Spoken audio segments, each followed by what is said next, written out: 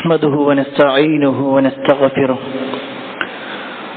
ونعوذ بالله من شرور أنفسنا ومن سيئات أعمالنا من يهده الله فلا مضل له ومن يضلل فلا هادي له وأشهد أن لا إله إلا الله وحده لا شريك له وأشهد أن محمدا عبده ورسوله أرسله بالهدى ودين الحق ليظهره على الدين كله ولو كره المشركون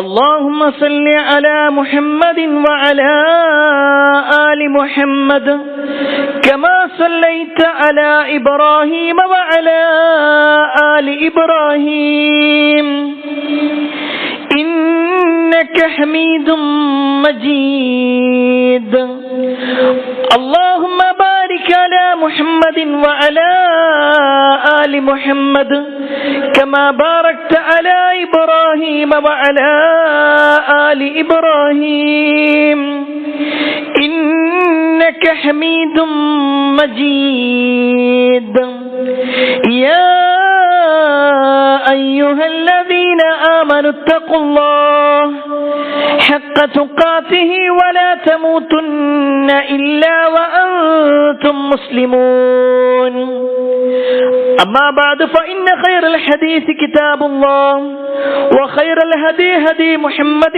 صلى الله عليه وسلم وشر الأمور محدثاتها وكل محدثة بدعة وكل بدعة ضلالة وكل ضلالة في النار أعوذ بالله من الشيطان الرجيم بسم الله الرحمن الرحيم فويل للمصلين الذين هم عن صلاتهم ساهون الذين هم يراءون ويمنعون الماعون يا أيها الناس أوصيكم وإياي أولا بتقوى الله. ഏറെ സ്നേഹധനരായ സഹോദരന്മാരെ, സഹോദരിമാരെ, സത്യവിശ്വാസികളെ, അള്ളാഹുവിന്റെ വിധിവിലക്കൽ അനുസരിച്ചുകൊണ്ടും പ്രവാചകൻ സല്ലല്ലാഹു അലൈഹി വസല്ലമയുടെ ജീവിതചര്യ പിൻപറ്റിക്കൊണ്ടും ജീവിക്കണമേ എന്ന് ആദ്യമായി എന്നോടും തുടർന്ന് നിങ്ങൾ ഓരോരുത്തരോടും ഉണർത്തുകയാണ്, വസിയ്യത്ത് ചെയ്യുകയാണ്. ഏറെ പോരിശയാക്കപ്പെട്ട പരിശുദ്ധ റമദാൻ നമ്മളിൽ നിന്നും വിട പറഞ്ഞു. അള്ളാഹുവിന്റെ അനുഗ്രഹത്താൽ ഒരുപാട് നന്മകൾ ചെയ്യാൻ നമുക്കെല്ലാവർക്കും സാധിച്ചിട്ടുണ്ട്. അള്ളാഹു അതെല്ലാം നമ്മളിൽ നിന്നും സ്വീകരിക്കുമാറാവട്ടെ. പ്രിയപ്പെട്ടവരെ, റമദാനിന്റെ പോരിശയിൽ ഏറ്റവും പ്രധാനപ്പെട്ടതാണല്ലോ നോമ്പെടുക്കുക എന്നത്. ആ നോമ്പ് നമ്മുടെ കാലാവസ്ഥയും സാഹചര്യവും പ്രതികൂലമായിട്ട് പോലും അത് പൂർണ്ണമാക്കുവാനും അങ്ങേയറ്റം ക്ഷീണമുണ്ടായിട്ട് പോലും അത് ഒഴിവാക്കാതെ പൂർത്തീകരിക്കാനും എല്ലാം നമുക്ക് സാധിച്ചു. എന്നാൽ നോമ്പിന് എത്രത്തോളം ഇസ്ലാമിൽ പ്രാധാന്യമുണ്ടോ അതിലേറെ പ്രാധാന്യമുള്ള ഒരു വിഷയമുണ്ട്. ഒരു പക്ഷേ എൻ്റെ ഖുതുബയുടെ തുടക്കത്തിൽ ഓതി വെച്ച ആയത്തിൽ തന്നെ നിങ്ങൾക്കത് മനസ്സിലായിട്ടുണ്ടാകും. നിസ്കാരവുമായി ബന്ധപ്പെട്ടുകൊണ്ടുള്ള കാര്യം. നമസ്കാരത്തിന്റെ പ്രാധാന്യം ഒരു പക്ഷേ ആയത്തും ഹദീസും വെച്ചുകൊണ്ട് വിശദീകരണം ആവശ്യമില്ലാത്ത വിധം അതിനെ കൃത്യമായി അറിയുന്നവരാണ് എൻ്റെ ഈ മുന്നിലിരിക്കുന്നവരെല്ലാം.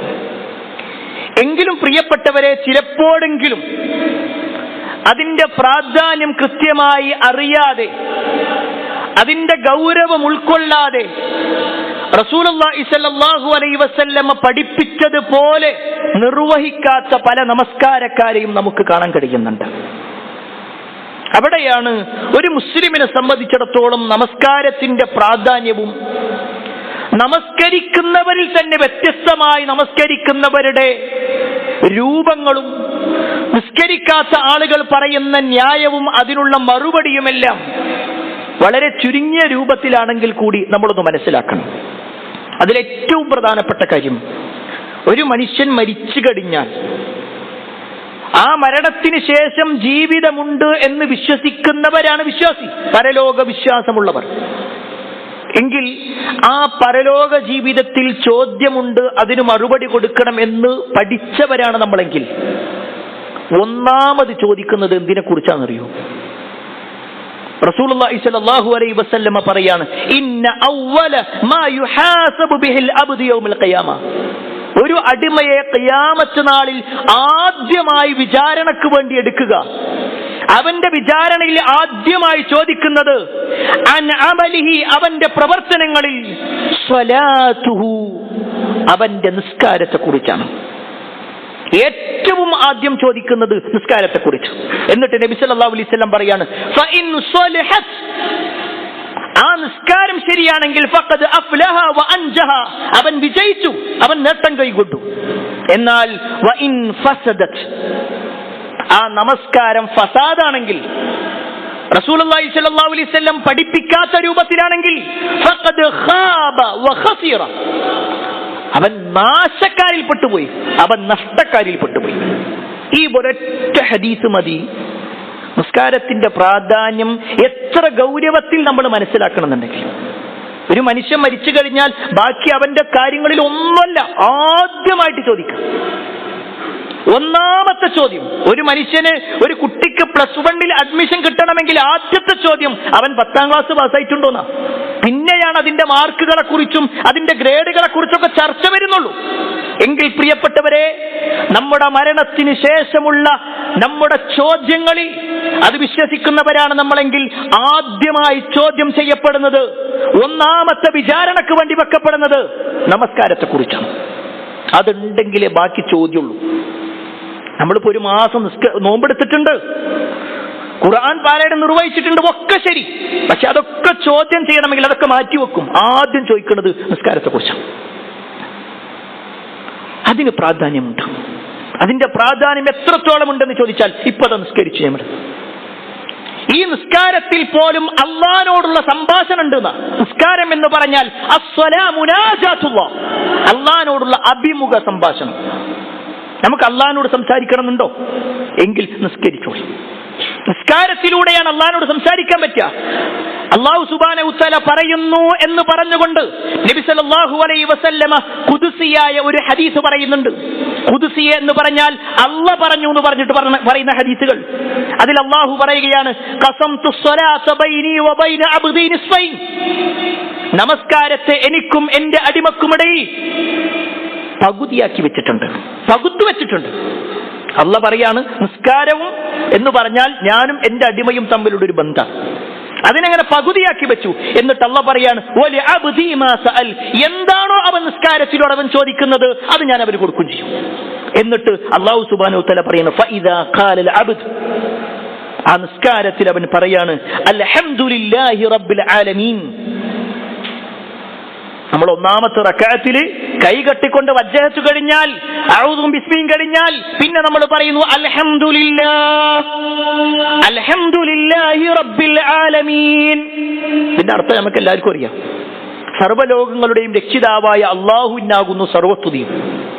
ഇതൊരാൾ പറഞ്ഞാൽ ഖാലല്ലാഹു അസ്സ വജൽ, ഇവിടുന്ന് ഈ ആലത്തൂര് പള്ളിയിൽ വെച്ചുകൊണ്ട് നമ്മൾ പറഞ്ഞാൽ ഖാലല്ലാഹു അസ്സ വജൽ, ആകാശ ലോകത്ത് വെച്ചുകൊണ്ട് അല്ലാഹു സുബ്ഹാനഹു വ തആല പറയും, ഹമിദനി അബ്ദി, മലക്കുകളോട് പറയണതാ എന്റെ അടിമ എന്നെ സ്തുതിച്ചിട്ടുണ്ട്.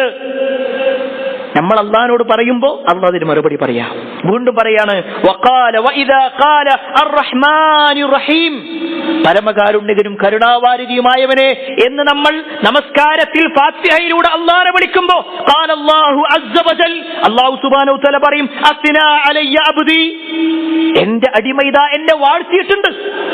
സുബ്ഹാനല്ലാഹ്.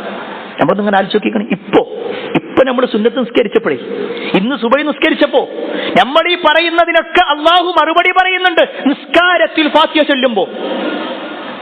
ഇനിയോ വീണ്ടും ഒരു അടിമ പറയുകയാണ്, മാലിക് യൗമിദ്ദീൻ, പ്രതിഫല ദിവസത്തിന്റെ ഉടമസ്ഥനായവനെ എന്ന് പറയുമ്പോൾ അല്ലാഹു പറയും, മജ്ജദ്നി അബ്ദി, എന്റെ അടിമ ഇതാ എന്നെ വാഴ്ത്തിയിട്ടുണ്ട്.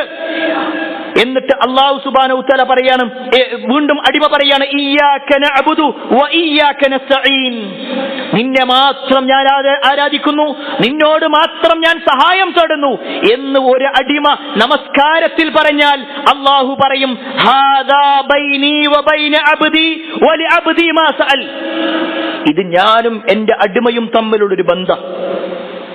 അള്ളാനെ മാത്രമേ ഞാൻ ആരാധിക്കൂ, അള്ളാനോട് മാത്രമേ ഞാൻ സഹായം തേടൂ എന്ന് പറയുമ്പോൾ അള്ളാഹ് പറയാണ്, ഇത് ഞാനും എന്റെ അടിമയും തമ്മിലുള്ള ഒരു ബന്ധം. ഇനി അവൻ എന്തു ചോദിച്ചാലും ഞാൻ അവന് കൊടുക്കും. ഇനി എന്താണോ അവൻ ചോദിക്കുന്നത് അത് ഞാൻ അവന് കൊടുക്കും. അപ്പോഴാണ് നമ്മൾ പറയുന്നത്, ഇഹ്ദിനസ് സിറാത്തൽ മുസ്തഖീം സിറാത്തൽ ലദീന അൻഅംത അലൈഹിം ഗൈറിൽ മഗ്ദൂബി അലൈഹിം വലദ്ദാലീൻ, നേരായ മാർഗത്തിൽ ഞങ്ങളെ നീ വഴി നടത്തണമേ. അല്ലാഹുവേ, നീ കോപിച്ചവരുടെ മാർഗത്തിലല്ല, വഴിപിടച്ചവരുടെ മാർഗത്തിലല്ല, നീ തൃപ്തിപ്പെട്ടവരുടെ മാർഗത്തിലാണ് ഞങ്ങളെ നീ ചേർക്കേണ്ടത്. ഇതൊരാൾ പറഞ്ഞാൽ അല്ലാഹു സുബ്ഹാനഹു വതആല പറയും, ഹാദാ ലിഅബ്ദി വ ലിഅബ്ദി മാ സഅൽ, ഇതെന്റെ അടിമക്കുള്ളതാണ്, അവൻ എന്താണോ ചോദിച്ചത് അത് ഞാൻ അവന് കൊടുക്കും. പ്രിയപ്പെട്ടവരെ, ഈ ഒരു ഹദീസ് നമ്മളൊന്ന് ആലോചിച്ച് നോക്കി കാണി. നിസ്കരിക്കുമ്പോൾ നമ്മളിത് ചിന്തിച്ചിട്ടുണ്ടോ? നമ്മളിങ്ങനെ കൈകെട്ടിയിട്ട് എന്തൊക്കെയോ പ്രാർത്ഥിക്കുന്നുണ്ട്. പക്ഷേ ഞാൻ ഈ പ്രാർത്ഥന നടത്തുമ്പോ ഈ ഒരു ആയത്ത് ചൊല്ലുമ്പോ ആകാശലോകത്ത് നിന്നുകൊണ്ട് അള്ളാഹു എനിക്ക് മറുപടി തരുന്നുണ്ട്. അള്ളാഹിനോട് ഞാൻ സംസാരിച്ചുകൊണ്ടിരിക്കാം. എത്ര വലിയ ഭാഗ്യവാന്മാരാ നമ്മൾ. പക്ഷേ ആ ഭാഗ്യം അള്ളാഹ് പഠിപ്പിച്ചതുപോലെ, നബി സല്ലല്ലാഹു അലൈഹി വസല്ലം കാണിച്ചതുപോലെ നിർവഹിക്കാൻ നമുക്ക് കഴിഞ്ഞിട്ടുണ്ടോ? അള്ളാഹിനോടുള്ള മുനാജാത്താണ് നമ്മൾ നിസ്കാരെങ്കിൽ, നബി സല്ലല്ലാഹു അലൈഹി വസല്ലം അവസാന സമയത്ത് പ്രവാചകൻ സല്ലല്ലാഹു അലൈഹി വസല്ലം ഈ ലോകത്തുനിന്ന് വിട പറയുന്നതിന്റെ ഏതാനും നിമിഷങ്ങൾക്ക് മുമ്പ് പറഞ്ഞ ഒരു വാചകം എന്താ? നമ്മളെ ഭാഷ പറഞ്ഞാലേ, ഉമ്മ മരിക്കാൻ വേണ്ടി കിടക്കുന്ന സമയത്ത്, വാപ്പ മരിക്കാൻ കിടക്കുമ്പോൾ എന്നോട് പറഞ്ഞ കാര്യം എന്നാ നമ്മൾ പറയാ. എങ്കിൽ ആ ഉമ്മയെക്കാളും വാപ്പയെക്കാളും മക്കളെക്കാളും നമുക്ക് ഏറ്റവും കൂടുതൽ സ്നേഹമുള്ള നമ്മുടെ നേതാവായ അഷ്റഫുൽ ഖൽഖ് മുഹമ്മദ് മുസ്തഫ സല്ലല്ലാഹു അലൈഹി വസല്ലം അവസാനത്തെ ശ്വാസത്തിൽ പറഞ്ഞ കാര്യം അസ്സലാ അസ്സലാ. ആ വാക്കിന്റെ ഗൗരവം എത്രയുണ്ട്? നിസ്കാരം നിസ്കാരം, അത് നിങ്ങൾ ഒഴിവാക്കരുത് കേട്ടോ, അത് നിങ്ങൾ ഒഴിവാക്കരുത്. അത്ര ഗൗരവമുള്ളത് കൊണ്ടാണ് സുബഹ് നമസ്കാരത്തിന് വേണ്ടി ഉമർ ഇബ്നു ഖത്താബ് റളിയല്ലാഹു അൻഹു ഇങ്ങനെ മിഹ്റാബിന്റെ ഭാഗത്തേക്ക് വന്നപ്പോ ഒളിഞ്ഞു നിന്ന ശത്രു അദ്ദേഹത്തെ കുത്തുകയും അതിൽ വീണുകയും ചെയ്തു. പക്ഷേ അദ്ദേഹത്തിന് ബോധം കിട്ടിയപ്പോ ഒന്നാമത്തെ ചോദ്യം, ആളുകൾ നിസ്കരിച്ചോ? നബി സല്ലല്ലാഹു അലൈഹി വസല്ലം വഫാത്താകുന്നതിന്റെ 4 ദിവസങ്ങൾക്ക് മുമ്പ് നടന്ന അനവധി സംഭവങ്ങൾ നമുക്ക് കാണാൻ കഴിയും. അതിലൊക്കെ പ്രവാചകൻ സല്ലല്ലാഹു അലൈഹി വസല്ലമക്ക് ബോധം നഷ്ടപ്പെട്ട് ബോധം വരുമ്പോ നബി ചോദിക്കുന്ന ചോദ്യം, അസല്ലന്നാസ്, നിസ്കരിച്ചോ? ജനങ്ങൾ നിസ്കരിച്ചോ? ജനങ്ങൾ നിസ്കരിച്ചോ? പ്രിയപ്പെട്ടവരത് നിസ്സാര കാര്യമില്ല. നിസ്കാരം എന്ന് പറഞ്ഞാൽ അതിപ്പോ എല്ലാവരും നിർവഹിക്കണതല്ലേ എന്ന് പറഞ്ഞുകൊണ്ട് നിസ്സാരവൽക്കരിക്കേണ്ട ഒന്നല്ല. മറിച്ച് ഒരു മനുഷ്യന്റെ പരലോകത്തിൽ സ്വർഗവും നരകവും തീരുമാനിക്കുന്നത് നിസ്കാരമാണ്. നിസ്കാരത്തിന്റെ വിഷയത്തിലാണ്. കാരണം സ്വർഗത്തിൽ ഒരു കവാടത്തിന്റെ പേരാണ് ബാബു സ്വലാ. നിസ്കരിക്കുന്ന ആളുകൾക്ക് അതിലൂടെ കയറാം. എന്നാൽ നരകത്തിലും നിസ്കാരവുമായി ബന്ധപ്പെട്ടുകൊണ്ടൊരു ഭാഗമുണ്ട്. നരകത്തിന് നിസ്കാരത്തിന്റെ വിഷയത്തിൽ ഒരു ഭാഗമുണ്ട്. സഖർ എന്ന് പറയുന്ന നരകം, അല്ലെങ്കിൽ നരകത്തിന്റെ ഒരു ഭാഗമാണ് സഖർ. നരകത്തിലെ താഴ്വരയാണ് സഖർ. അല്ലാഹു സുബ്ഹാനഹു വതആല പറയുന്നുണ്ട്, വിശുദ്ധ ഖുർആനിലൂടെ പറയാ, അനിൽ മുജ്രിമീൻ മാ സലകകും ഫീ സഖർ. കുറ്റവാളികളുടെ വിഷയത്തിലാണ് മാ സലകകും ഫീ സഖർ. സഖർ എന്ന് പറയുന്ന നരകത്തിൽ എത്തപ്പെട്ടത് എന്തുകൊണ്ടാണെന്ന് ചോദിക്കുമ്പോ ആ കുറ്റവാളികളായ ആളുകൾ പറയുന്നതാണ്, ഖാലൂ ലം നകു മിനൽ മുസല്ലീൻ, ഞങ്ങൾ നിസ്കരിക്കുന്നവരായിരുന്നില്ല. നിസ്കരിച്ച സ്വർഗം, നിസ്കരിച്ചിട്ടില്ലേ നരകം. ഖുർആനിന്റെ ആയത്താ പറയണേ. എങ്കിൽ പ്രിയപ്പെട്ടവരെ, നിസ്കാരത്തിന്റെ വിഷയം ഇത്രയും ഗൗരവപ്പെട്ടതാണെങ്കിൽ അള്ളാന്റെ തൗഫീഖ് കൊണ്ട് നമ്മളൊക്കെ നിസ്കരിക്കുന്നവരാണ്. പക്ഷെ നിസ്കാരത്തിന്റെ വിഷയത്തിൽ നമ്മളെ തന്നെ ഒന്ന് കാറ്റഗറി ചെയ്ത് നോക്കിക്കഴിഞ്ഞാൽ നമ്മുടെ ഈ മുസ്ലിം ഉമ്മത്തിന്റെ അവസ്ഥയാട്ടോ പറയണത്. 5 തരത്തിൽ നമുക്ക് ആളുകളെ കാണാൻ പറ്റും. 5 വിധത്തിലുള്ള നിസ്കാരക്കാരുണ്ട്. ഞാൻ ഈ വാചകങ്ങൾ പറയുമ്പോൾ ഈ ഇരിക്കുന്ന ഓരോരുത്തരും സ്വയം പരിശോധിച്ചു നമ്മൾ ഏതിലായിരിക്കുന്നത്. അതിൽ ഒന്നാമത്തെ വിഭാഗം ആരെന്നറിയോ? സാഹചര്യം അനുസരിച്ച് നിസ്കരിക്കും. സാഹചര്യം അനുസരിച്ച് നിസ്കരിക്കുക എന്ന് പറഞ്ഞാൽ, ഒരു വീട്ടിലേക്ക് വിരുന്നു പോയി, അപ്പൊ അവിടുത്തെ ഉത്തരവാദിത്തപ്പെട്ട ഒരാൾ പറയണം, അല്ലെ നമുക്ക് പള്ളിയിൽ പോണ്ടേ, എന്നാ പോവുക. എല്ലാവരും കൂടെ കൂടിയിട്ട്, കൂട്ടുകാരന്മാരെല്ലാവരും നിസ്കരിക്കാണോ, എന്നാ നിസ്കരിക്കാം. നിസ്കരിക്കാത്ത കൂട്ടുകാരാണോ, എന്നാ പിന്നെ നിസ്കാരമില്ല. സാഹചര്യം അനുസരിച്ച് മാത്രമായിരിക്കും. ഒരു പക്ഷെ എന്തെങ്കിലും ഒരു പരീക്ഷണം വന്നു, ഒരു ബുദ്ധിമുട്ട് വന്നു, അപ്പൊ വേഗം എന്ത് ചെയ്യുമെന്ന് വെച്ച് കഴിഞ്ഞാൽ നിസ്കാരം തുടങ്ങും. ഭാര്യ ഹോസ്പിറ്റലിലാണ്, ഡോക്ടർ പറഞ്ഞു ചെറിയൊരു ക്രിട്ടിക്കലായ ഒരു പ്രശ്നമുണ്ട്, കുട്ടിക്കൊരു ആക്സിഡന്റ് പറ്റി, അല്ലെങ്കിൽ സാമ്പത്തികമായി വലിയ പ്രയാസങ്ങൾ വന്നു, ഭയങ്കര നിസ്കാരം. സാഹചര്യം നോക്കിയിട്ട് മാത്രം നിസ്കരിക്കാം. അങ്ങനത്തെ ചില മനുഷ്യന്മാരുണ്ട് നമ്മുടെ സമൂഹത്തിലുണ്ട്. ഞാൻ ഈ പറയുന്നത് ഒരു പക്ഷേ നമ്മുടെ കോണ്ടാക്ട് ലിസ്റ്റിൽപ്പെട്ട ആളുകളെ കുറിച്ചാണ്, അല്ല നമ്മളെ കുറിച്ചാണ്. നമ്മൾ സ്വയം പരിശോധിക്കാനാണ്. നമുക്ക് സാഹചര്യം വരുമ്പോൾ, വല്ലാത്ത ബുദ്ധിമുട്ട് വരുമ്പോൾ വേഗം നിസ്കരിക്കും. എന്തെങ്കിലുമൊക്കെ പ്രയാസത്തിൽ ഇങ്ങനെ കുടുങ്ങി നിൽക്കുകയാണ്, ജോലി ഇല്ലാതെ കഷ്ടപ്പെടുകയാണ്, അപ്പൊ ഭയങ്കര നിസ്കാരം. എന്നാൽ ജോലി കിട്ടിയാലോ പിന്നെ എനിക്ക് നിസ്കരിക്കാൻ സമയമില്ല, ഞാൻ ഭയങ്കര തിരക്കിലാണ്, ഇപ്പൊ എനിക്ക് സമയമില്ല, ഞാൻ തുടങ്ങണം, എന്തായാലും തുടങ്ങണം. ഈ തരത്തിൽ സാഹചര്യം അനുസരിച്ചുകൊണ്ട് മാത്രം നമസ്കരിക്കുന്ന ആളുകൾ. രണ്ടാമത്തെ വിഭാഗം എന്നറിയോ, അവര് കൃത്യതയില്ലാതെ ആയിരിക്കും നിസ്കരിക്കാം. ഒരു കൃത്യത ഉണ്ടാവില്ല നിസ്കാരത്തിന്. അങ്ങാടി പോയോ, അപ്പൊ അവിടെ പള്ളി അടുത്താണ്, നമ്മുടെ സ്ഥാപനത്തിന്റെ അടുത്ത പള്ളി, അപ്പൊ നിസ്കരിക്കും. എന്നാൽ സ്ഥാപനം പൂട്ടി വീട്ടിലെത്തിക്കഴിഞ്ഞാൽ ഇനിയിപ്പോ കുറെ അങ്ങോട്ട് നടക്കണ്ടേ, അതുകൊണ്ട് തൽക്കാലം ഇങ്ങനെ പിന്നെ കുറച്ച് കേട്ട് ഇതും പറഞ്ഞ് അങ്ങനെ നീട്ടിപ്പോ. വേറെ ചില ആളുകൾ വീട്ടിലെത്തിയാൽ നിസ്കരിക്കും, ജോലിക്ക് പോയാൽ നിസ്കരിക്കില്ല. അതിപ്പോ ഞാൻ അവിടുന്ന് കുറെ അങ്ങോട്ട് പോകണ്ടേ, ഈ ഒരു ചൂടത്തൊക്കെ നടന്ന് പോകുക എന്ന് പറഞ്ഞാൽ അത് കുറച്ചുകൊണ്ട് നിസ്കരിക്കാം. ദോഹറിന്റെ സമയം അസറിലേക്ക് പോകും, അസർ മഗ്രിബിലേക്ക് പോകും, പിന്നെ എല്ലാം കൂടി വീട്ടിൽ നിന്ന് വെച്ച് നിസ്കരിക്കാന്ന് വിചാരിക്കും, അത് പിന്നക്ക് മാറ്റും. ഒരു കൃത്യത ഉണ്ടാവില്ല, ഏതെങ്കിലും ഒരു സമയത്ത് മാത്രം ഉണ്ടാകും. ചില ആളുകളോ ചില വക്കത്ത് മാത്രം ഉണ്ടാക്കും. ചില വക്കത്ത് ദോഹർ നിസ്കരിക്കും, അസർ ഉണ്ടാവില്ല, മഗ്രിബ് ഉണ്ടാവില്ല, ഇശാ നിസ്കരിക്കും, സുബഹ് ഉണ്ടാവില്ല. ഒരു ദിവസം 5 നിസ്കരിക്കും, പിറ്റേ ദിവസം ഒന്നും ഉണ്ടാവില്ല. എങ്ങനെ നോക്കിക്കഴിഞ്ഞാലും 5 വക്തിൽ ഏതെങ്കിലുമൊക്കെ ഒന്ന് മിസ്സായിട്ടുണ്ടാവും. ഇല്ലേ പ്രിയപ്പെട്ടവരെ, അങ്ങനത്തെ നിസ്കാരക്കാരുണ്ട്. അതാണ് രണ്ടാമത്തെ വിഭാഗം. ഇനി മൂന്നാമത്തെ വിഭാഗം എന്നറിയോ, തുടർച്ച ഉണ്ടാവില്ല. നിസ്കാരം ഉണ്ടാവും ഒരിക്കൽ, പക്ഷെ ഒരു തുടർച്ച ഉണ്ടാവില്ല. ഇപ്പൊ റമദാൻ അങ്ങോട്ട് തുടങ്ങി, അപ്പൊ ഭയങ്കര നിസ്കാരം, എല്ലാ നിസ്കാരത്തിനുണ്ട്. സുബഹിക്കുണ്ട്, ളുഹറിനുണ്ട്, അസറുണ്ട്, മഗ്രിബ്, ഇശാവും, എന്തിന് തറാവീഹിന് പോലും. ഈ തറാവി നിസ്കാരം കഴിഞ്ഞ് എല്ലാവരും പോയാലും അയാളോട് ഇരിക്കണ്ടോ? എന്നിട്ട് ചോദിക്കും തഹജ്ജുദിന് ഇനി വേറെ നിസ്കരിക്കാൻ പറ്റുമോ? ഞാൻ അവരെ ആക്ഷേപിച്ചുകൊണ്ടല്ല, കളിയാക്കിക്കൊണ്ടല്ല പറയണത്. ആ രൂപത്തിൽ ഏതെങ്കിലും ഒരു ഖുത്ബ കേട്ട് കഴിഞ്ഞാൽ കൃത്യമായ നിസ്കാരം, വളരെ കണിശമായ നിസ്കാരം, എല്ലാ സുന്നത്തുകളും ഉണ്ടാകും. നമസ്കാരത്തിന് മുമ്പും ശേഷമുള്ള സുന്നത്തുകളുണ്ട്. പള്ളിയിലേക്ക് കയറുമ്പോൾ ഉള്ള തഹിയ്യത്തുണ്ട്. ദുഹാ നമസ്കാരത്തെ കുറിച്ച് ചോദിക്കും, ഒക്കെ ഉണ്ടാകും. ഒരു ഏകദേശം 1 ആഴ്ച 2 ആഴ്ച ഇങ്ങനെ പോകും. പിന്നെ അത് കഴിഞ്ഞാൽ ഏതെങ്കിലും ഒരു വക്ത് നഷ്ടപ്പെടും. അപ്പൊ ശൈത്താൻ അവനെ പിടിക്കും. അപ്പൊ എന്താ തോന്നുന്നു അറിയോ, എന്തായാലും ഇപ്പൊ എത്ര ഇങ്ങനെ കൊണ്ടുപോയി, എന്നിട്ടോ പോയില്ലേ, ഇനിയിപ്പോ എന്തായാലും കുറച്ച് ദിവസം കൂടി കഴിയട്ടെ, എന്നിട്ട് തുടങ്ങാം. അവിടെ സ്റ്റോപ്പാവും. പിന്നല്ല, ആ ഒരു കൃത്യതയില്ലാതെ നമസ്കരിക്കുന്ന ആളുകൾ, അവരെ തന്നെ ഒരു പക്ഷേ കുടുംബത്തിൽ ആരെങ്കിലും മരിച്ചു, അല്ലെങ്കിൽ വേണ്ടപ്പെട്ടവര് മരിച്ചു, ആ മയ്യത്തിന്റെ ഫോട്ടോ കണ്ടാൽ, അല്ലെങ്കിൽ ആ ഒരു മയ്യത്ത് സന്ദർശനത്തിന് പോയി കഴിഞ്ഞാൽ പിന്നീട് അങ്ങോട്ട് ഫുള്ള് ശ്രദ്ധയായിരിക്കും. ഒരു വക്ത് ഒഴിവാക്കൂല, എല്ലാ സുന്നത്തും ഉണ്ടാക്കും. മയ്യത്ത് നമസ്കാരത്തിലൊക്കെ മുന്നിൽ പോകും. എത്രയെന്ന് ചോദിച്ചാൽ, ആ ഒരു വേണ്ടപ്പെട്ട ആളുടെ ഓർമ്മകൾ നമ്മളിൽ നിന്ന് നഷ്ടപ്പെടുന്നത് വരെ. അത് കഴിഞ്ഞാലോ വീണ്ടും പഴയ പോലെ തന്നെ. ഇങ്ങനെ തുടർച്ചയില്ലാത്ത ആളുകൾ, നിസ്കാരത്തിൽ തുടർച്ചയില്ല. ഇങ്ങനെ ഏതെങ്കിലും ഒരു പ്രസംഗം കേൾക്കുമ്പോൾ ഈമാൻ ഇങ്ങനെ എടുക്കും. ആ ഈമാൻ കഴിഞ്ഞാലോ പിന്നെ നിർത്തും ചെയ്യും. അങ്ങനത്തെ മനുഷ്യന്മാർ. ഇതാണ് മൂന്നാമത്തെ വിഭാഗം. പ്രിയപ്പെട്ടവരെ, നമ്മൾ ഇങ്ങനെ പരിശോധിക്കണം, നമ്മളെ കുറിച്ചാണോ അല്ല നമ്മുടെ പരിചയത്തിലുള്ള ആളുകളെ കുറിച്ചാണോ നമ്മൾ സ്വയം വിലയിരുത്തുക. നാലാമത്തെ വിഷയം, നിസ്കരിക്കുന്നുണ്ട് പക്ഷേ ശ്രദ്ധയില്ലാതെ, അശ്രദ്ധമായി കൊണ്ട് നമസ്കരിക്കുന്നവർ. അശ്രദ്ധമായിട്ട് നിസ്കരിക്കുക. എന്താ ഈ അശ്രദ്ധമായി നമസ്കരിക്കുക എന്ന് പറഞ്ഞാൽ ഏറ്റവും പ്രധാനപ്പെട്ട, ഇത് നമ്മളുമായിട്ട് ബന്ധപ്പെട്ട, ഇതിൽ നമ്മളെല്ലാവരും ഉണ്ട്. അതിൽ അശ്രദ്ധമാകുക എന്ന് പറഞ്ഞാൽ ഇതാണ് ഏറ്റവും കൂടുതൽ നിസ്കാരവുമായി ബന്ധപ്പെട്ടുകൊണ്ടെന്ന് പറയും. നിസ്കാരത്തിന്റെ മുമ്പുള്ള കാര്യമാണ് വുളു എടുക്കുക. ടാപ്പ് കൊണ്ട് തുറക്കും, ഇങ്ങനെ ഒഴിവാക്കുന്നുണ്ടാവും. എങ്ങനെയാണ് വുളു എടുക്കേണ്ടത് ഇപ്പോഴും അറിയൂല. സംസാരിക്കുന്നുണ്ടാവും, അതിനിടയിൽ വുളു എടുക്കുന്നുണ്ടാകും, അതിനിടയിൽ ഫോൺ വരുന്നുണ്ട്, അതിന് അറ്റൻഡ് ചെയ്യണു.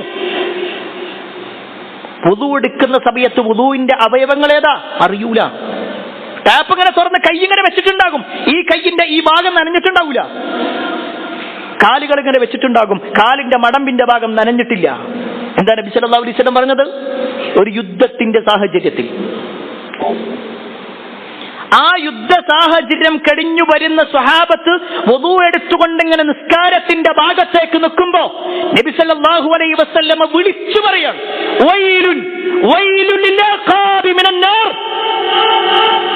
നാശമാണ്, നാശം, മടമ്പിൻ കാലുകൾക്ക് നാശം. ഒരാളെ വുളു എടുത്തപ്പോ നഖത്തിന്റെ അത്ര ഭാഗം അയാളുടെ മടമ്പിന്റെ ഭാഗത്ത് നനഞ്ഞിട്ടില്ല. അതാണ് നബി സല്ലല്ലാഹു അലൈഹി വസല്ലം ഇത്ര ഗൗരവത്തിൽ വിളിച്ചു പറയുന്നത്. അതിന്റെ ഗൗരവം നമ്മൾ മനസ്സിലാക്കണമെന്നുണ്ടെങ്കിൽ ആ സാഹചര്യം കൂടി മനസ്സിലാക്കി കൂടി. ഒരു യുദ്ധത്തിന്റെ സാഹചര്യം, നമ്മൾ എന്താ പറയാ, പാവങ്ങൾ കുറെ നേരെ യുദ്ധം ചെയ്ത് ആകെ ശത്രുക്കളുടെ വെട്ടൊക്കെ കൊണ്ട് ആകെ ബുദ്ധിമുട്ട് വരികയാണ്, ഇനിയിപ്പോ തൽക്കാലം അങ്ങനെ പോട്ടെ. അല്ല, നബി സല്ലല്ലാഹു അലൈഹി വസല്ലം തിരുത്തി കൊടുത്തു.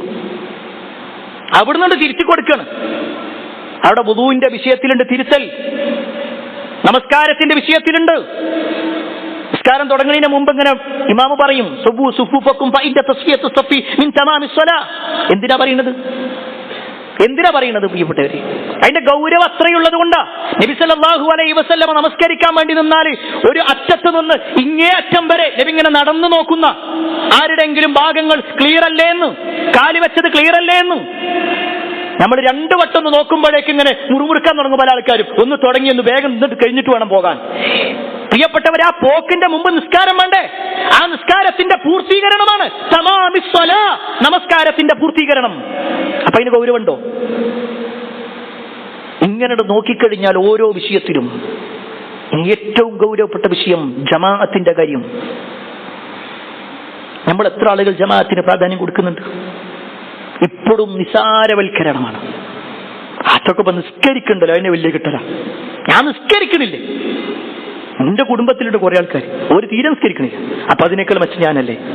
അല്ല, അല്ല, അതിനേക്കാൾ മെച്ചം നമ്മളായിരിക്കും. പക്ഷേ നമുക്ക് സ്വർഗം കിട്ടാനുള്ളതായിട്ടില്ല. കാരണം ജമാഅത്തിന് അത്ര വലിയ പ്രാധാന്യമുണ്ട്. എന്താ നബി സല്ലല്ലാഹു അലൈഹി വസല്ലം പറഞ്ഞത്? സുബഹ് നമസ്കാരത്തിന് ചില ആളുകളുടെ വരവ് കുറഞ്ഞപ്പോ നബി സല്ലല്ലാഹു അലൈഹി വസല്ലം പറയാണ്, ഒരാളെ ഞാൻ ഇമാമത്തെ ഏൽപ്പിച്ചുകൊണ്ട് ആ കിടന്നുറങ്ങുന്ന ആളുകളുടെ വീടുകൾ കരിച്ചു കളയാൻ ഞാൻ തീരുമാനിക്കുന്നു. നമ്മളിങ്ങനെ ആലോചിച്ച് നോക്കിയാലേ നമ്മളൊക്കെ വീട് ഉണ്ടാകുമെന്നും കൊണ്ട് ആലോചിച്ചാൽ മതി. ഒരാളുടെ വീട് കരിച്ചു കളയാൻ പറഞ്ഞാൽ എത്ര ഗൗരവമുള്ള വിഷയ. പക്ഷേ നബി സല്ലല്ലാഹു അലൈഹി വസല്ലം പറയാണ് ജമാഅത്തിന്റെ പ്രാധാന്യത്തിൽ. പ്രിയപ്പെട്ടവരെ, ഇങ്ങനെ നിസ്സാരവൽക്കരിക്കേണ്ടതല്ല. അശ്രദ്ധമാക്കുന്ന ആൾക്കാരുണ്ട് നിസ്കാരത്തിന്റെ വിഷയത്തിൽ.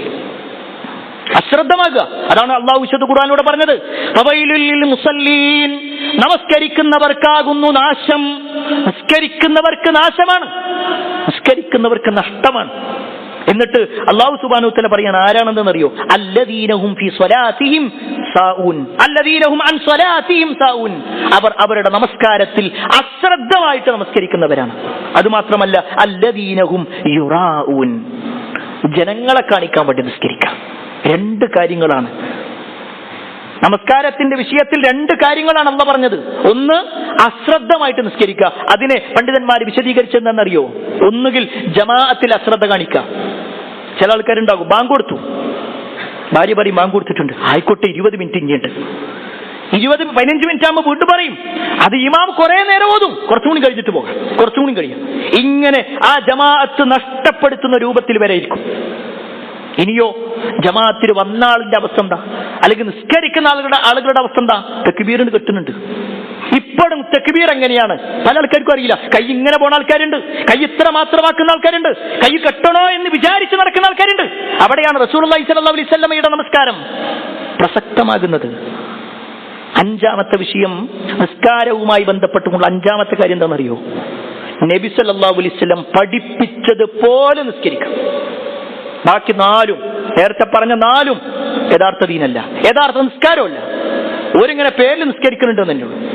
എന്നാൽ അഞ്ചാമത്തത് നബി സല്ലല്ലാഹു അലൈഹി വസല്ലം പറഞ്ഞു, സ്വല്ലൂ കമാ റഅയ്തുമൂനി ഉസല്ലി, ഞാൻ എങ്ങനെ നിസ്കരിക്കണം നിങ്ങൾ കണ്ടോ അങ്ങനെ നിങ്ങൾ നിസ്കരിക്കും. നബി സല്ലല്ലാഹു അലൈഹി വസല്ലം എവിടെ വെച്ചിട്ടാണ് നിസ്കാരം പഠിപ്പിക്കണമെന്ന് അറിയോ? മിമ്പറിൽ വെച്ചിട്ടാണ് പഠിപ്പിച്ചിട്ടുള്ളത്. സുജൂദിന്റെ സമയത്ത് നബി താഴേക്ക് ഇറങ്ങി സഹാബത്തിനെ കാണിച്ചു കൊടുക്കണം എങ്ങനെ സുജൂദ് ചെയ്യണ്ടേ.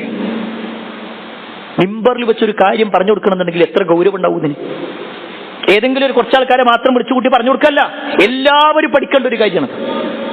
റസൂലുള്ളാഹി സ്വല്ലല്ലാഹു അലൈഹി വസല്ലം നിസ്കരിച്ചത് എങ്ങനെയാ? പ്രിയപ്പെട്ടവരെ, നമ്മളിൽ എത്ര ആളുകൾക്ക് പറയാൻ പറ്റുക എന്റെ നിസ്കാരം എന്ന് പറഞ്ഞാൽ ഞാൻ ആ കൃത്യമായ ഹദീസ് പഠിച്ചിട്ട് ആ ഒരു കൃത്യമായ രൂപം മനസ്സിലാക്കിയിട്ട് അങ്ങനെ തന്നെ ഞാൻ നിസ്കരിക്കണത്?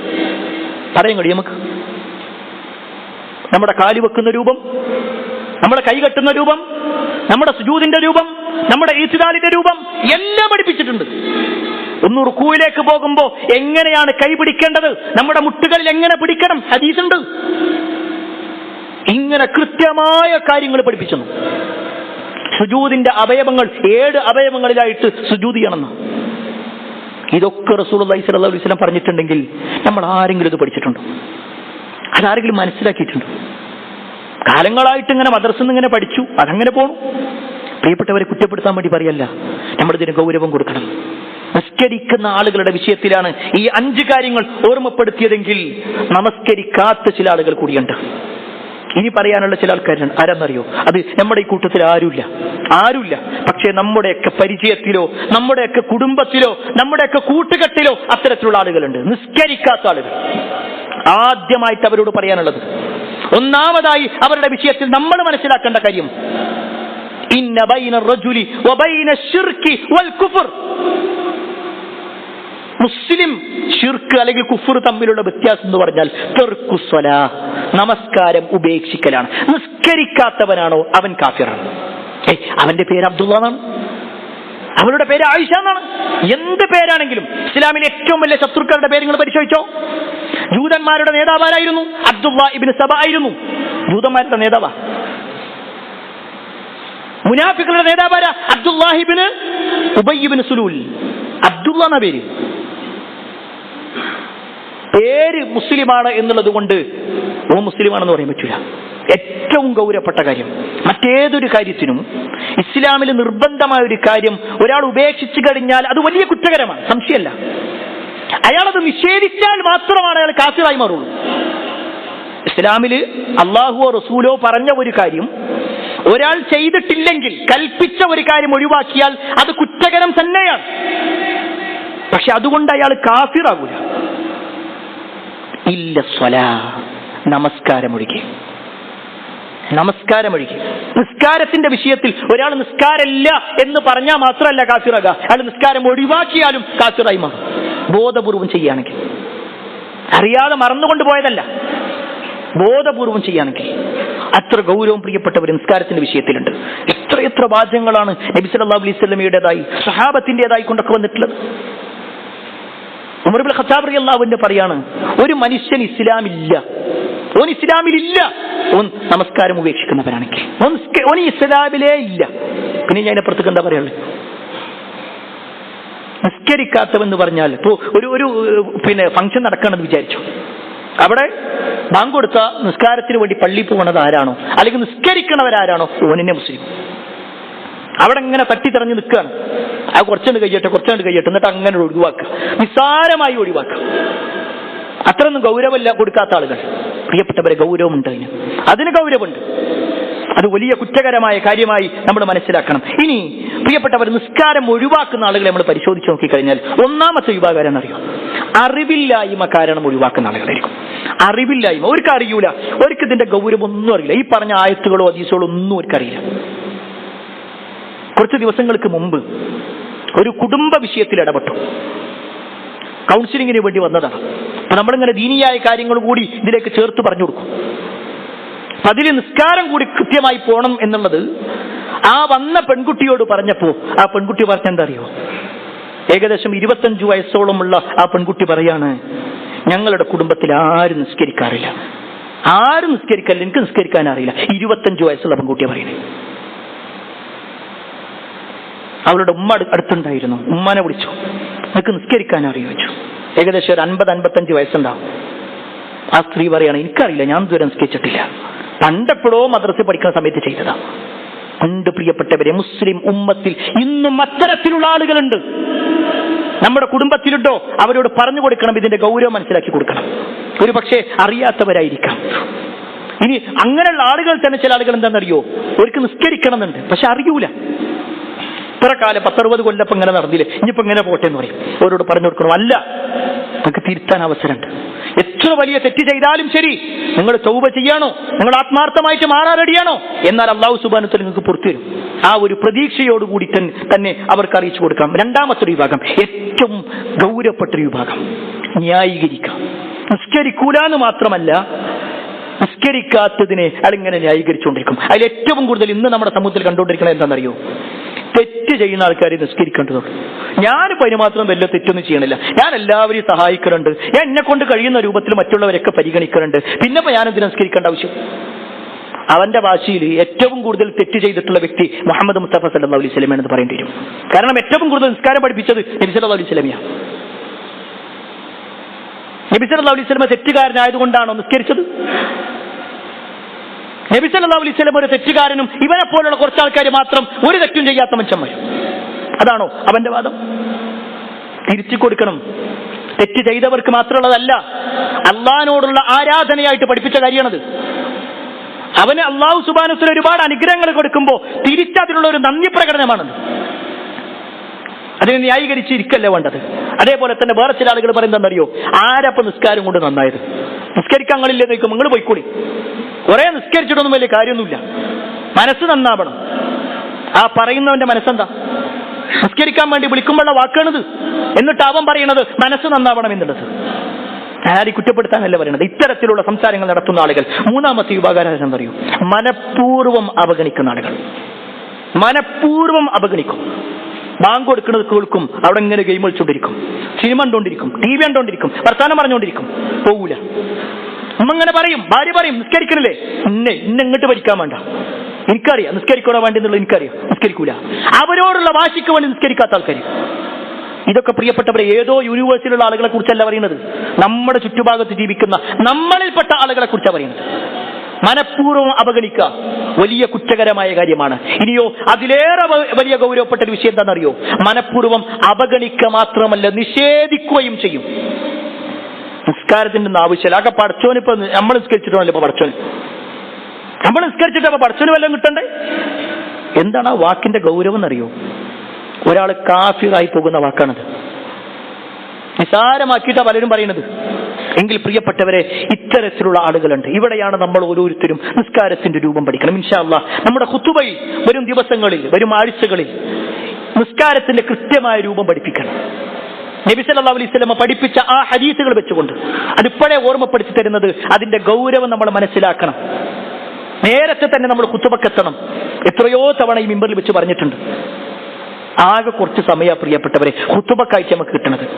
അതിൽ തന്നെ ഏറ്റവും അവസാന സമയത്ത് ഇങ്ങനെ കയറി വന്നാൽ എന്താ നമുക്ക് കിട്ടണത്? ഖുതുബ എന്ന് പറഞ്ഞാൽ 2 റക്അത്ത് നിസ്കാരം അല്ല. ആ നിസ്കാരം നമ്മൾ നിർവഹിക്കണം, പക്ഷെ അതിനപ്പുറത്തേക്ക് ഖുതുബുണ്ട്. നമ്മളിപ്പോ ഇങ്ങനെ കയറി വരുന്ന സമയത്ത് നബി സല്ലല്ലാഹു അലൈഹി വസല്ലമയുടെ ഹദീസാണ് പറയുന്നത്. നമ്മളൊക്കെ പ്രവാചകൻ സല്ലല്ലാഹു അലൈഹി വസല്ലമയിൽ വിശ്വസിക്കുന്നവരാണെങ്കിൽ, ആ പ്രവാചകൻ സല്ലല്ലാഹു അലൈഹി വസല്ലമ കളവ് പറയില്ല എന്ന് വിശ്വസിക്കുന്നവരാണെങ്കിൽ, ആ നബി സല്ലല്ലാഹു അലൈഹി വസല്ലം പറയാണ്, വെള്ളിയാഴ്ച ആയി കഴിഞ്ഞാൽ പള്ളിയുടെ ഓരോ കവാടത്തിന്റെ ഭാഗത്തും അല്ലാഹു മലക്കുകൾ വെക്കും. എന്നിട്ട് ഓരോരുത്തർ വരുമ്പോഴും ആ മലക്കുകൾ അതിങ്ങനെ രേഖപ്പെടുത്തുന്ന, ഓരോരുത്തർ വരുമ്പോഴും രേഖപ്പെടുത്തും. എന്നാൽ ഖതീബ് മിമ്പറിലേക്ക് കയറി ഖുതുബ പറയാൻ വേണ്ടിയിട്ട് കയറിയാൽ ആ മലക്കുകൾ അവരുടെ കയ്യിലുള്ള രേഖ അടച്ചു വെക്കും. എന്നിട്ട് അവർ ഖുതുബ കേൾക്കും. സുബ്ഹാനല്ലാഹ്, അവർ ഖുതുബ കേൾക്കും. ഇത് റസൂലുള്ളാഹി സ്വല്ലല്ലാഹു അലൈഹി വസല്ലമയുടെ വാചക. അതുകൊണ്ടാണ് മിമ്പറിന് ഇത്ര ഗൗരവമുള്ളത്. എങ്കിൽ പ്രിയപ്പെട്ടവരെ, ഇന്ന് മലക്കുകൾ പേരെഴുതിയ ആ ഒരു രേഖയിൽ നമ്മളിൽ എത്ര ആളുകളുടെ പേരുണ്ടാവുമെന്ന് പരിശോധിച്ചാൽ മതി. കഴിഞ്ഞ വെള്ളിയാഴ്ച, അതിന്റെ മുമ്പത്തെ വെള്ളിയാഴ്ച, ഓരോ ആഴ്ചയിൽ നമ്മളിങ്ങനെ നിസ്കരിച്ചു പോകുന്നുണ്ട്. നാളെ പരലോകത്ത് ഇങ്ങനെ എത്തുമ്പോഴേ, നാളെ പരലോകത്ത് നമ്മൾ എത്തുമ്പോൾ നമ്മളോട് ചോദിക്കണം, എവിടെ ഖുതുബ, എവിടെ ഖുതുബക്കൊന്നും പോയിട്ടില്ലേ? നമ്മളൊക്കെ പോയിട്ടുണ്ടല്ലോ, ഞാൻ കൃത്യമായിട്ട് പങ്കെടുത്തിട്ടുണ്ടല്ലോ. ആ രേഖ ഹാജരാക്കും. ഒരു കളവില്ലാത്തൊരു രേഖ. നമ്മളെ പേരുണ്ടാവൂല. വിശ്വസിക്കുന്നവരാണോ, പരലോക വിശ്വാസമുള്ളവരാണോ? എങ്കിൽ പ്രിയപ്പെട്ടവരെ, ഇതിനൊരു ഗൗരവമുണ്ട്. അതുകൊണ്ട് തന്നെ ഇനിയുള്ള ഖുതുബകളിലെങ്കിലും നമ്മൾ കഴിവിന്റെ പരമാവധി നേരത്തെ തന്നെ എത്തണമെന്ന് പ്രത്യേകം ഓർമ്മപ്പെടുത്തുകയാണ്. അല്ലാഹു സുബ്ഹാനഹു വ തആല നന്മകൾ ചെയ്ത് ജീവിക്കുന്ന ആളുകളിൽ നമ്മെ ഏവരെയും ഉൾപ്പെടുത്തുമാറാവട്ടെ.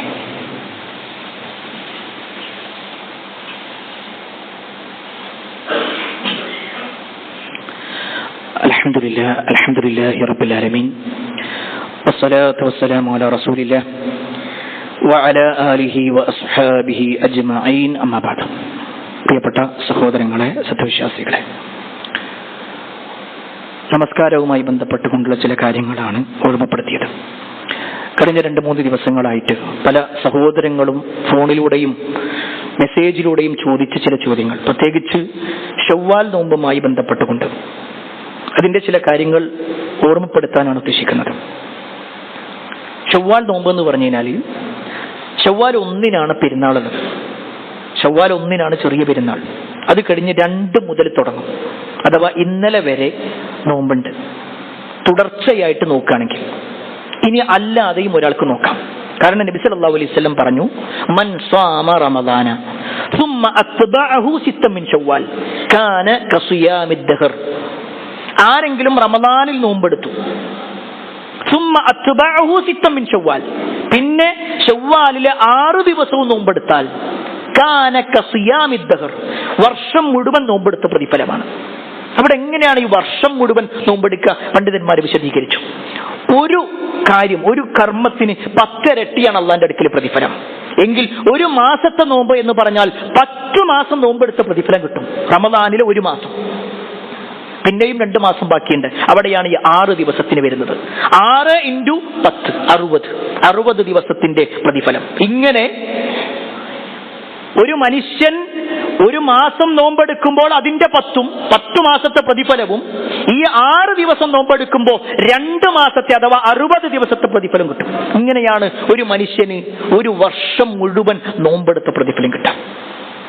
എങ്കിൽ പ്രിയപ്പെട്ടവരെ, ഇത് നമ്മളിൽ എത്ര ആളുകൾ തുടങ്ങിയിട്ടുണ്ട്? നമ്മൾ സ്വയം പരിശോധിക്കുക. റമദാൻ കഴിഞ്ഞ വെള്ളിയാഴ്ചയോടുകൂടി കഴിഞ്ഞു. കഴിഞ്ഞ വെള്ളിയാഴ്ച നമ്മൾ പെരുന്നാൾ ആഘോഷിച്ചു. നമുക്കെല്ലാവർക്കും പറയാനുള്ളത് കഠിനമായ ചൂടാ, അതുകൊണ്ട് ഇപ്പം നടക്കൂല. എത്ര ത്യാഗം ചെയ്യുന്നുണ്ടോ അതിനനുസരിച്ച പ്രതിഫലം കിട്ടുക. എല്ലാ സൗകര്യങ്ങളും ഇങ്ങനെ കിട്ടുമ്പോൾ ഒരു കർമ്മം ചെയ്യലല്ല. പ്രതികൂലമാകുന്ന സമയത്ത് സാഹചര്യവും അതേപോലെ തന്നെ സൗകര്യങ്ങളൊക്കെ പ്രതികൂലമാകുമ്പോൾ അപ്പോഴും നോമ്പെടുക്കാൻ കഴിയും. പ്രിയപ്പെട്ടവരെ, അവിടെ പ്രത്യേകം മനസ്സിലാക്കേണ്ടത്, റമദാനിൽ നോമ്പെടുത്തവരാണ് ശവ്വാലിൽ നോമ്പെടുക്കേണ്ടത്. റമദാനിൽ നോമ്പ് നഷ്ടപ്പെട്ടു, 2, 3, 4 നോമ്പ് നഷ്ടപ്പെട്ടിട്ടുണ്ടെങ്കിൽ ആദ്യം ആ നോമ്പാണ് എടുക്കേണ്ടത്. ആദ്യം ആ നോമ്പെടുക്കും, അതിനുശേഷമാണ് ശവ്വാൽ നോമ്പെടുക്കേണ്ടത്. ഇനി വേറെ ചില ആളുകൾ ചോദിക്കാറുള്ളത്, റമദാനിൽ നഷ്ടപ്പെട്ട നോമ്പും ശവ്വാലിൽ നഷ്ടപ്പെട്ടും 2ഉം കൂടി ഒരുമിച്ച് ഒരൊറ്റ നിയ്യത്തിൽ ചെയ്യാൻ പറ്റുമോ? പറ്റൂല. കാരണം ഒന്ന് ഫർളാണ്, മറ്റൊന്ന് സുന്നത്താണ്. ഫർളിനും സുന്നത്തിനും കൂടി ഒരു നിയ്യത്ത് പറ്റൂല. എന്നാൽ 2 സുന്നത്തുകൾക്ക് ഒരു നിയ്യത്ത് പറ്റും. ഒരാൾ ശവ്വാലിൽ നോമ്പെടുക്കണം, ഈ വരുന്ന തിങ്കളാഴ്ചകൾ നോമ്പെടുക്കാൻ വിചാരിച്ചു. അയാൾ ശവ്വാലിലെ നോമ്പ് എന്ന് മനസ്സിൽ വെക്കാം. അതേപോലെ തന്നെ തിങ്കളാഴ്ചയിലെ നോമ്പും 2ഉം സുന്നത്താണ്. ആ 2 സുന്നത്തിനും കൂടി ഒരു നിയ്യത്ത് മതി.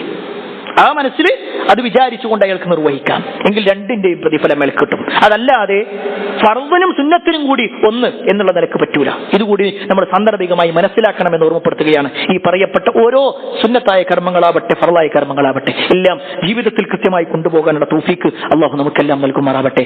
എല്ലാ അർത്ഥത്തിലും നന്മകൾ ചെയ്ത് ജീവിക്കുന്ന ആളുകളിൽ അള്ളാഹു നമ്മെ ഏവരെയും ഉൾപ്പെടുത്തുമാറാവട്ടെ.